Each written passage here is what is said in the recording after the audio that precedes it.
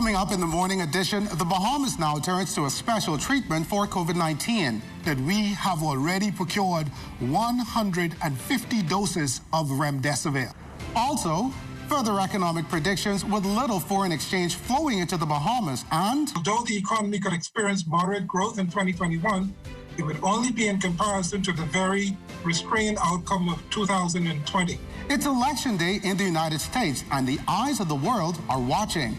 I'm very proud to say that we here at the U.S. Embassy have done everything we can to make sure that U.S. citizens in the Bahamas can vote as well. All those and more when the morning edition returns.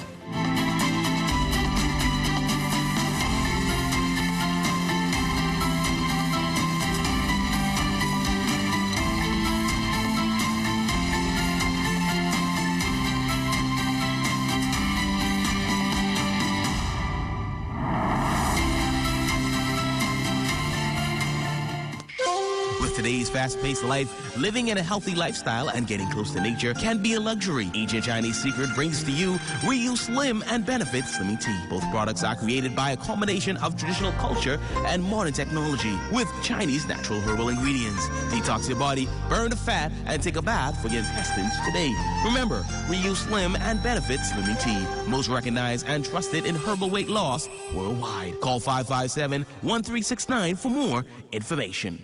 We are doing everything we can to make sure that the patients are safe. The Baptist Health System has an infrastructure and protocols to make sure that you continue to have the care that you deserve. We're caregivers. This is what we signed up to do. We show up and we take care of those that are in need. Providing care with my patients that I would want for my own family member. Come into the hospital if you need that care. What matters most is your health. Be proactive. Winds on the outside this Tuesday. I'm Lloyd Allen, and welcome to the morning edition. You're waking up to breezy conditions as a strong cold front is over the central Bahamas. Mariners, motorists, and pedestrians should be alert for rip currents, dangerous waves, and high surf topping seawalls along the coastal roads. Persons using the Glass Window Bridge in Eleuthera and the Fishing Hole Road in Grand Bahama should also be on the lookout. Current conditions on the outside, 75 degrees with cloudy conditions, winds east-northeast at 20 miles per hour, and our humidity level today is 68%. And now we'll look for your extended weather forecast.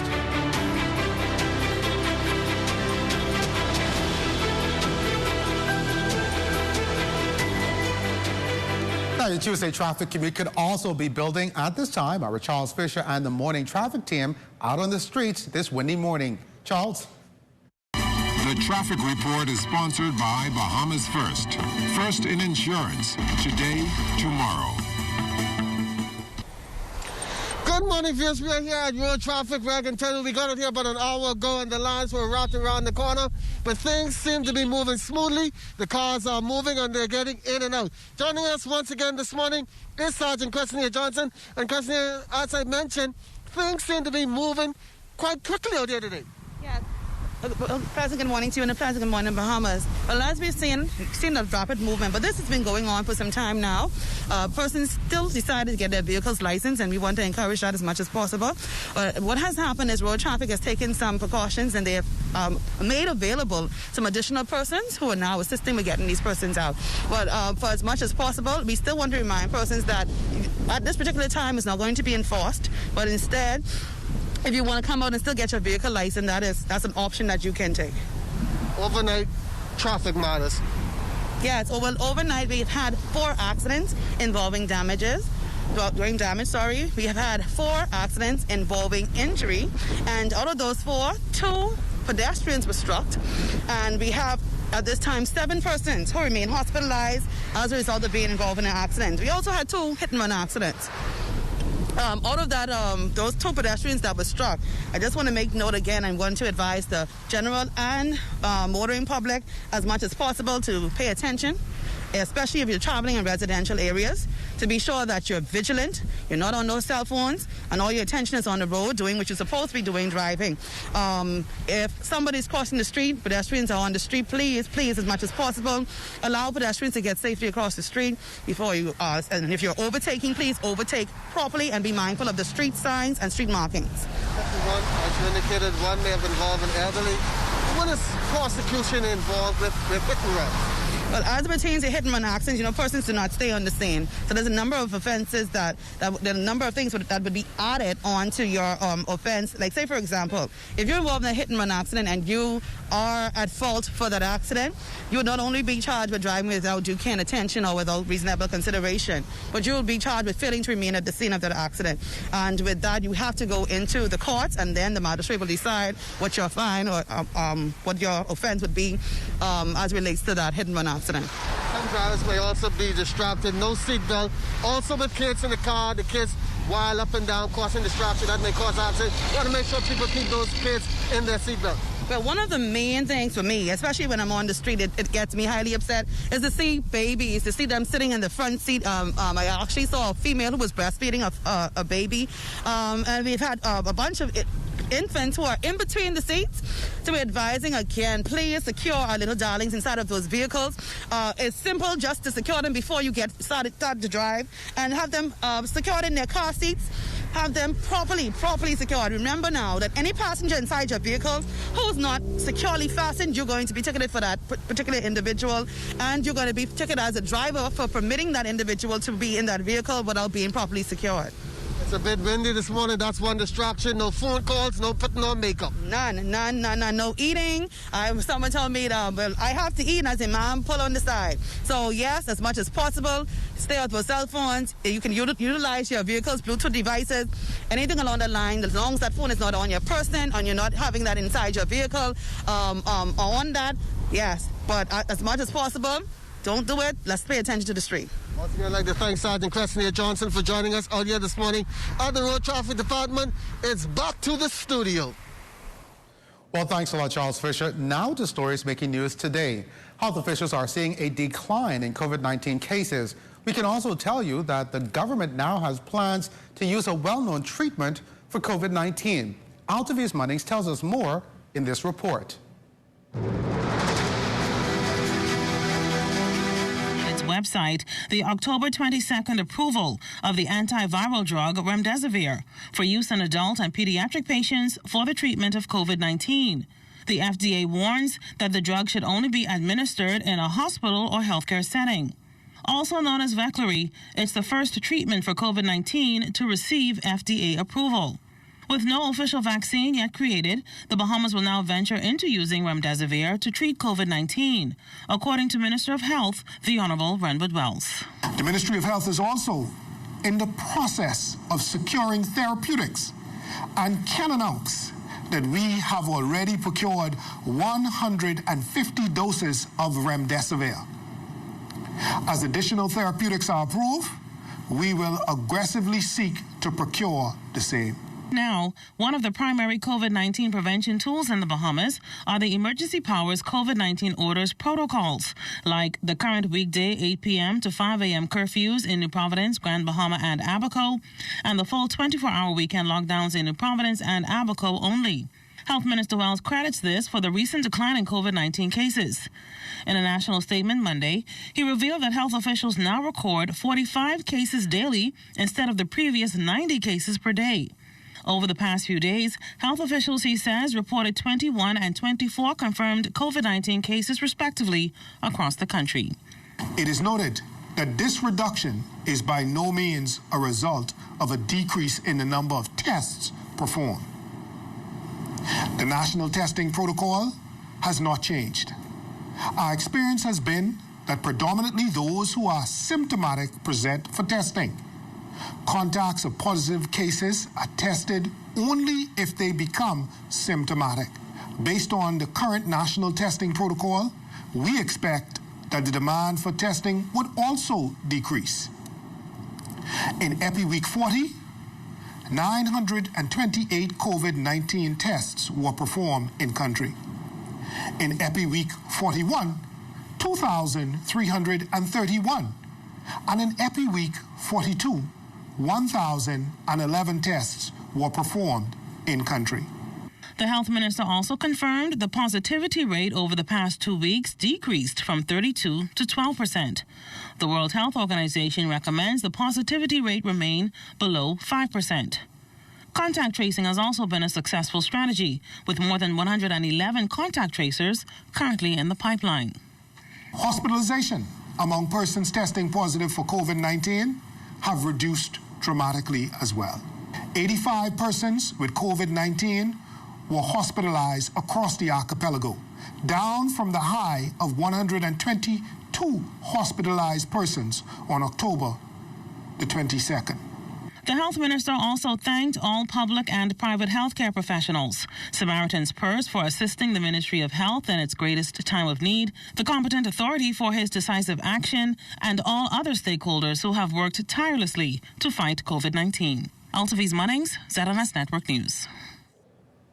Well, thanks a lot, Altaviz. With the COVID-19 pandemic still weighing heavily on the Bahamian economy, Governor of the Central Bank of the Bahamas, John Rowe, says the Bahamas' tourism sector will not see a full recovery for another 27 months. That's leading into 2023. Rowe noted that the delayed resumption of tourism has deprived the country of foreign exchange inflows, and it is now predicted that the economy will also experience lower inflows next year. It was always anticipated that when tourism reopened, seasonal activity would be a diminished fraction of the occupancy rates normally enjoyed, and that thereafter the gradual strengthening of business might span more than 24 months. This would place the expected full recovery of tourism at some point in 2023. It should be cautioned that although the economy could experience moderate growth in 2021, it would only be in comparison to the very restrained outcome of 2020. The governor of the central bank further pointed out that the government will have to continue to foster confidence among domestic and external debt holders to maintain access to deficit financing. This comes down to a factor of sustaining confidence that the medium-term fiscal consolidation strategy will pay down the accumulated debt from the pandemic within a time frame that does not protract the economy's exposure to devastating hurricanes that could further derail debt reduction efforts. The government will also be under increased obligation to continue to economize on expenditures and to undertake reforms to strengthen revenue collections.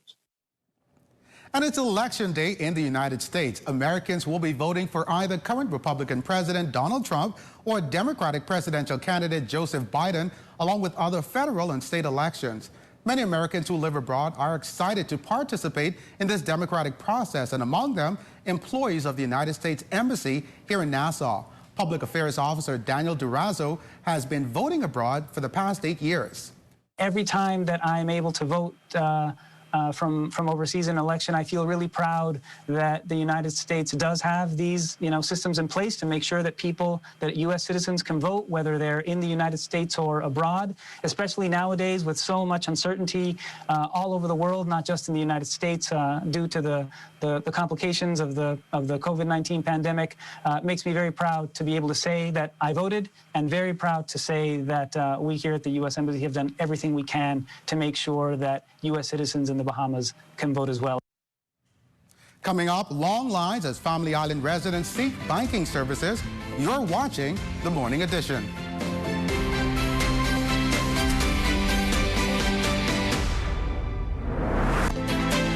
Hi, I'm Dr. Pinder.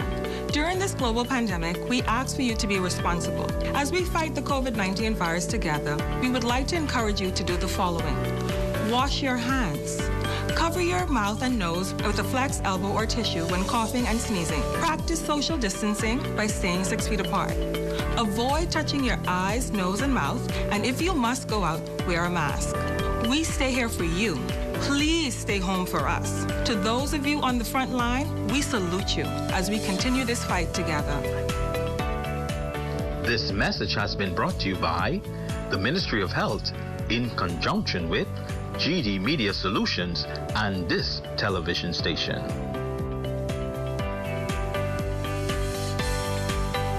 During this pandemic, it is our duty to ensure that all citizens, residents, and visitors are adhering to the COVID-19 safety protocol. Restaurants may operate utilizing curbside pickup, drive-through, takeaway, or delivery. Any establishment who allows the entry of any person not wearing a mask is liable upon a summary conviction to a fine of $500. I am Ambassador Ashanti Ruka of the COVID-19 Enforcement Unit. Save a life that may be your own. This message brought to you by the Ministry of National Security in conjunction with the Broadcasting Corporation of the Bahamas.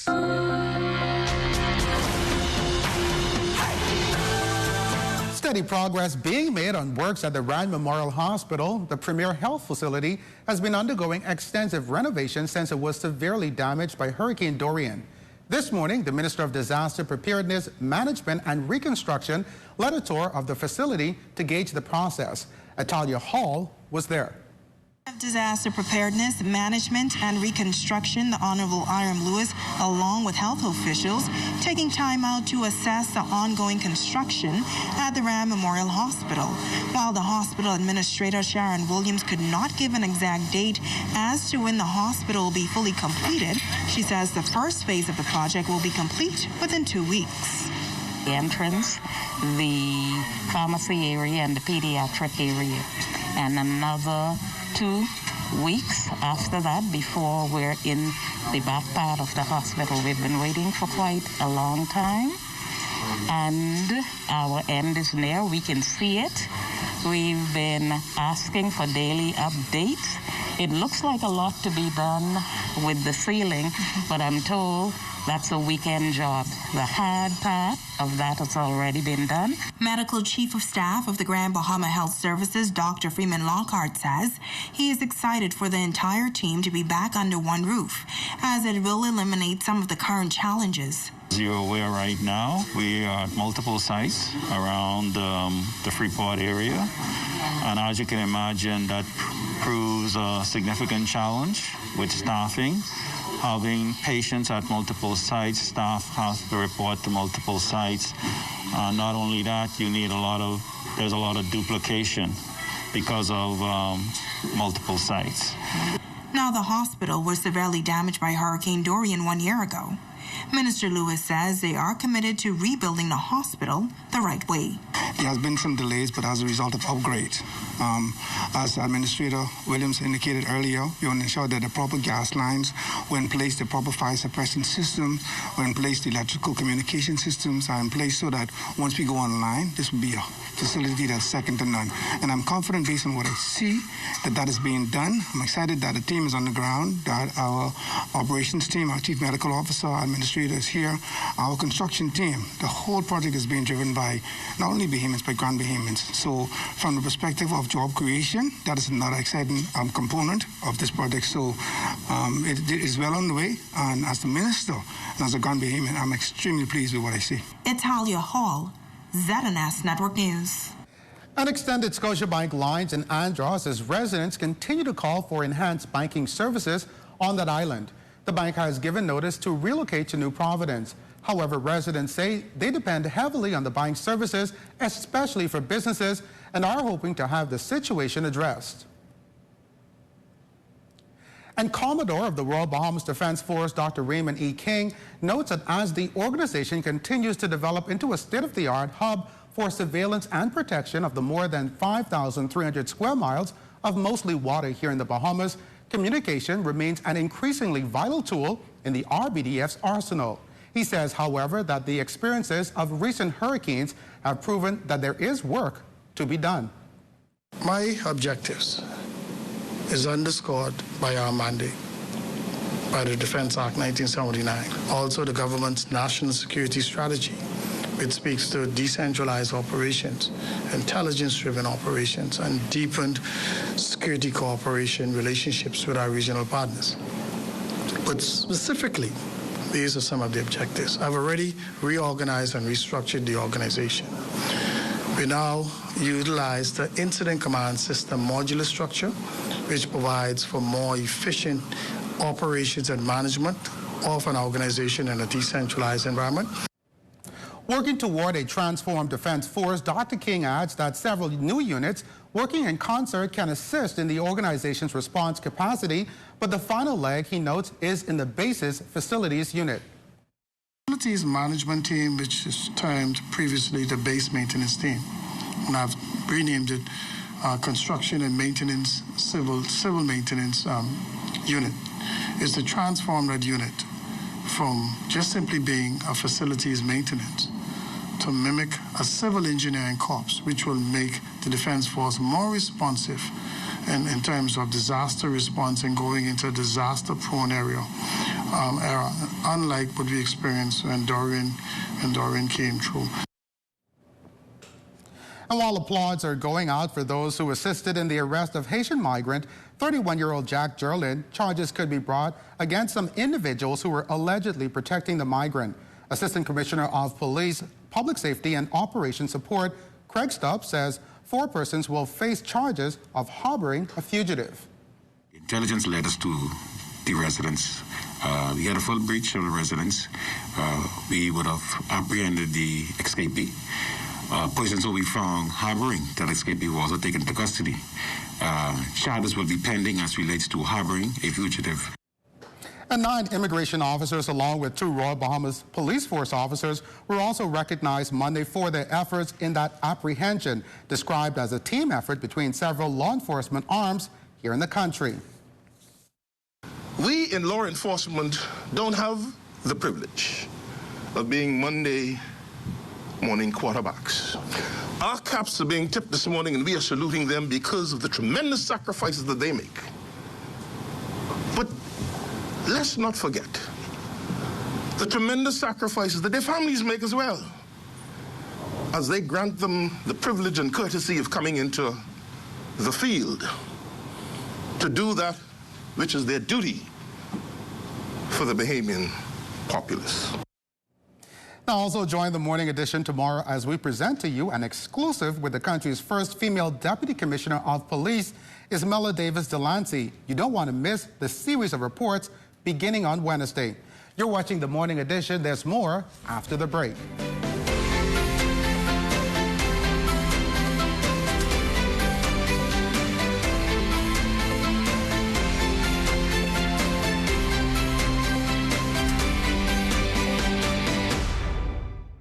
You are a healthcare worker. Thank you for fighting on the front lines against COVID-19. It is normal to feel stressed when taking care of others who don't feel well. But remember to take care of yourself. Don't forget to rest between shifts, eat healthy meals, engage in physical activity, and stay connected to family and friends. Avoid harmful coping strategies like drinking alcohol. For managers of healthcare workers, the same tips apply to you. Here's how you can help. Consistently give updates, rotate staff between high and low stress level functions, encourage work breaks, and ensure that they know where they can find help. We are here for you.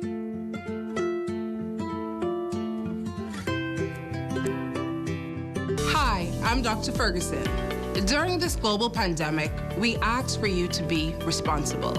As we fight this COVID-19 virus together, we would like to encourage you to do the following. Wash your hands.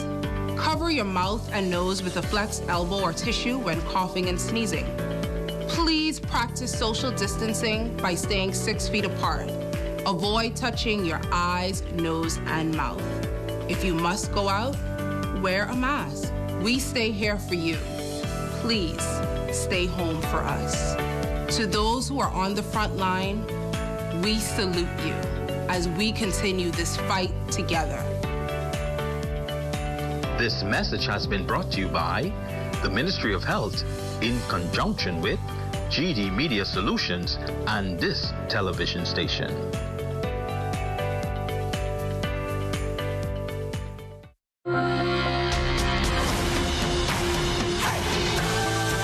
This morning, our Charles Fisher goes head-to-head with a key figure at Arawak Key. Here's that report. But his given name is Kirkwood Evans. He's one of the longest stall owners at the world-famous fish fry. He's had a place out there for over 30 years. I started on Port of Skeen and moved from Port of Skeen, ran on the side of Blue Hill Road, and that's where I get the name Goldie from back in the days. Boy, it changed a lot. Government put a lot of things in place for us to make fish fry much better than it was back then when we started. I mean, and, you know, we just started as little huts and stalls. People call them. I tell them now, they no more stallers, restaurant. With the changes in time, just how has he been able to survive all these years? See, in business, you gotta be persistent. You can't just come today and don't come tomorrow. You know, not because this Monday's slow, meaning next week Monday gonna slow.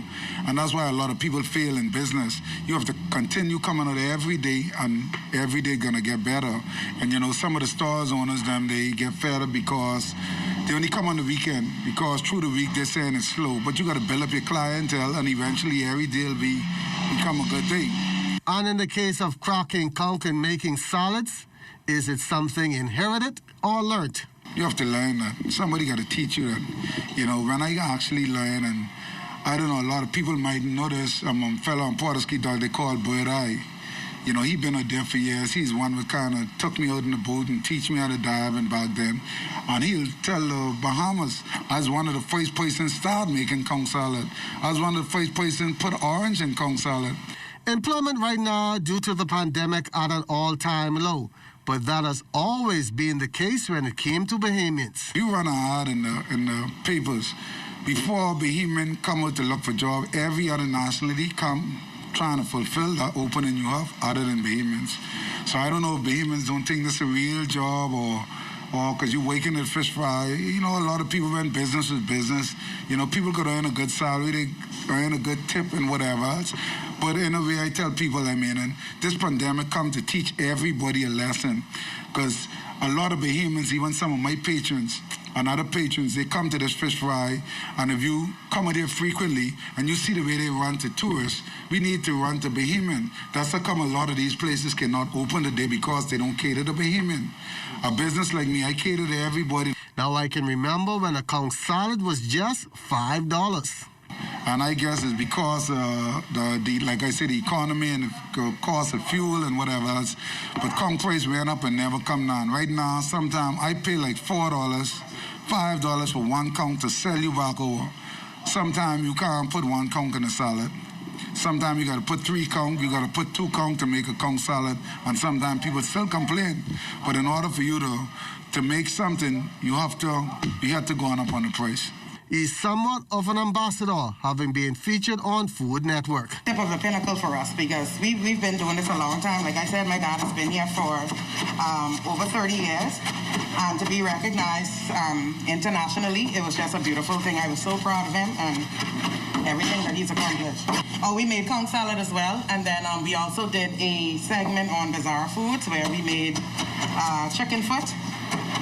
We tried to give them something that they've never had before, so that's what we did. And we made conch salad, conch fritters for them. It was really nice. In part 2 of our conversation with Goldie, we will look just how much COVID-19 has affected the day-to-day operations of the Fish Fry.